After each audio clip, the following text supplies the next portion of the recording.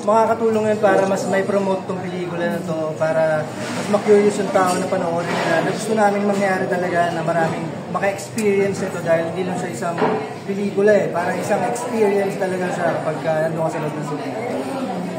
Ano feeling din is na parang sa umpisa ng sa 20 kahapon, 25, kakunti lang yung cinemas na naibigay sa inyo compared sa ibang movies? Kami ako yung tao na makukontento ko ano yung binigay mo sa akin. Pero mas gusto ko na yun na konti magsimula at madadagdagan kesa naman sobrang dami nga magsimula, hindi mo naman napupunulan, nababawasan ka. So okay na sa akin, okay lang sa akin. Pero anong feeling din sa kabila nun, pangalawa kayo? Sa? Pangalawa isa nakita ko. Pangalawa na ba? Pagtakin niya sa box office. Masaya naman ito. Mission accomplished kami kung gano'n, di ba? Mission accomplished kami. Binto naman.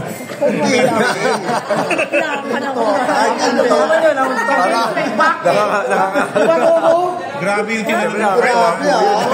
Napunta pa lang sila doon. Dennis, kasi sa trailer pa lang, marami pa talaga na-impress dun sa acting mo.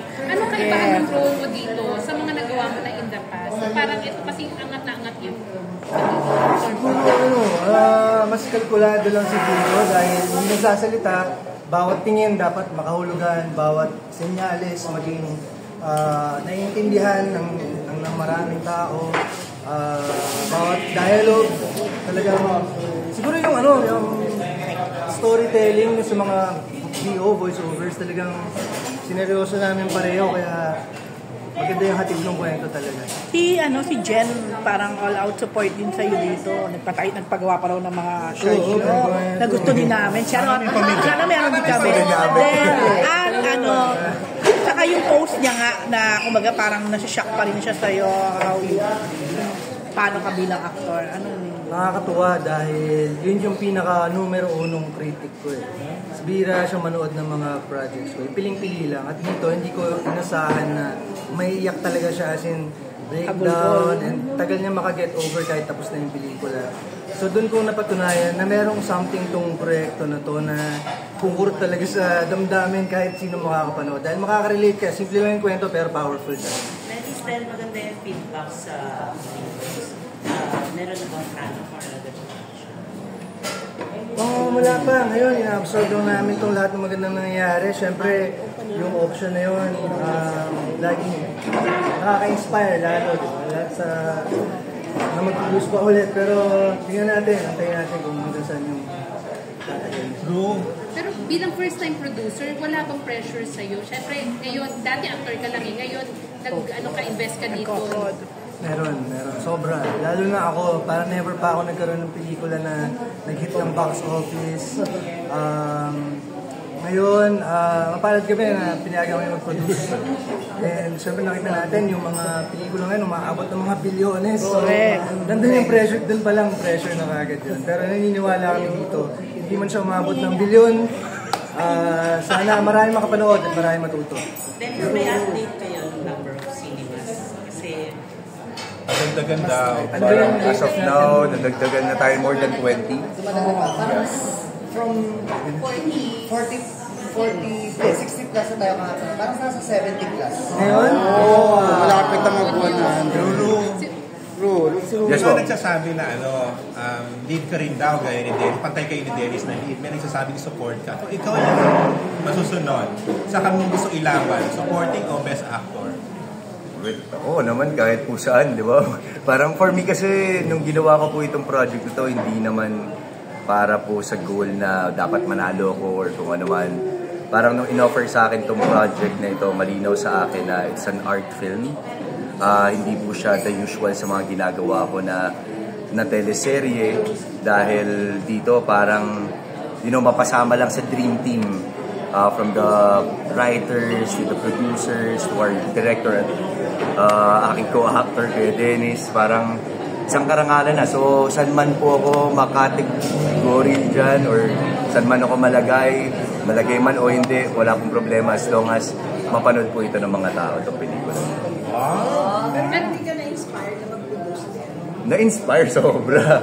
Well, ever since naman kasi parang I guess it's parang bagong model na sa generation po ngayon na parang yung mga actors, they're producing their own film so that at least mas mababantayan mo rin yung mga projects na ginagawa mo, ano yung mga ilalagay dito, ano yung ganyan, para at least, I guess, at this point in time, parang sa matter of collaboration na dapat lahat may boses. So hindi lang basta yung producer lang, yung director lang, kundi artista or sino man dapat may boses sa project. Well, hopefully after this film, di ba, sana po magkaroon po tayo ng oportunidad. Sobrang na-inspire ako kay Kuya Dennis dahil, naipasok po nila yung Brightburn dito at nakapag-produce ng ganitong kaganda at dekalibreng pelikula. So, yeah, hopefully soon po. Si Dennis kasi kilala ng magaling na actor. Nung makasama mo siya, ano yung na-influence niya sa'yo? At ano yung nabago sa'yo bilang actor? Nabago sa akin bilang actor is yung pagmamahal ko po sa craft. Si Kuya Dennis, parang ever since nag-start kami ng day one ng shooting namin, ramdam mo na nandito ako para magtrabaho.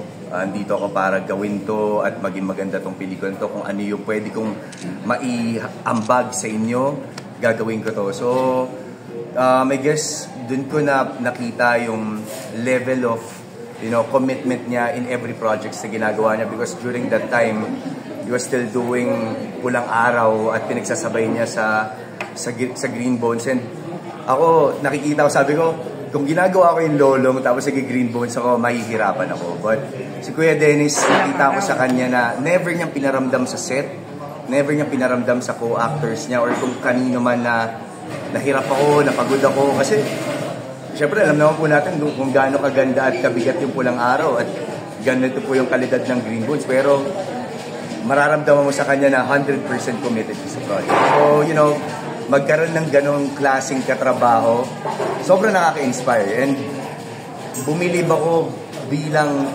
isang aktor sa kapwa ko aktor na ganito. Kaya po pala siya award-winning, kaya siya tinitingala at hinahangaan ng maraming mga tao dahil ganito siya. Tinatrabaho niya yung mga ginagawa niya. O Dennis, anong sabi mo sa mga pinagsasabi?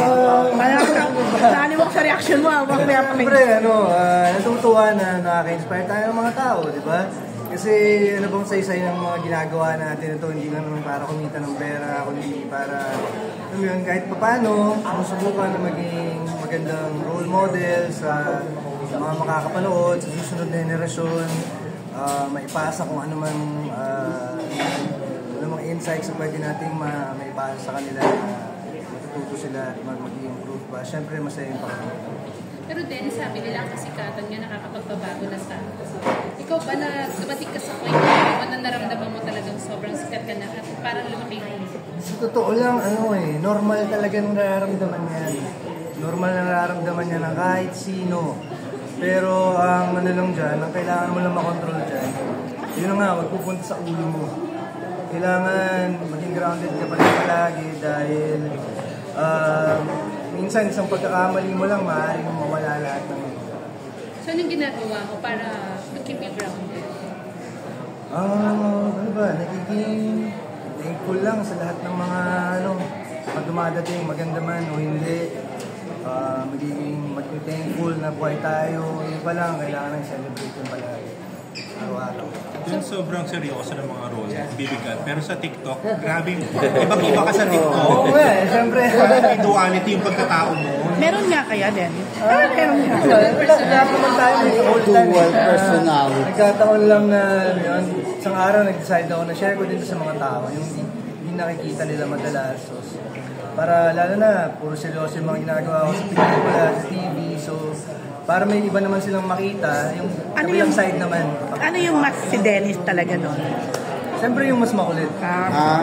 Actually, sabi ni Juday, di ba meron kayong enkwentro ni Juday? Kwento talaga doon sa parada. Oo, na nag-post ka. Ikaw daw nag-approach mo. Sabi niya, ang kulit mo daw talaga. Ang witty mo raw. Well, si Juday kasi talaga, laki ng utang na loob ko dyan. Ayos naman. Nagsimula ako sa Ayos Naman. Bago pa nun, may commercial pa kami na ginawa. Tapos, yung AMA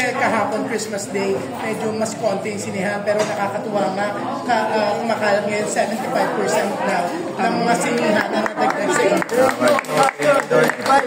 75%. So, almost double na yung sinihan. Tuwa kami na mas maraming makakapanood nito dahil napakaganda ng mensahe ng pelikula para sa lahat ng klase.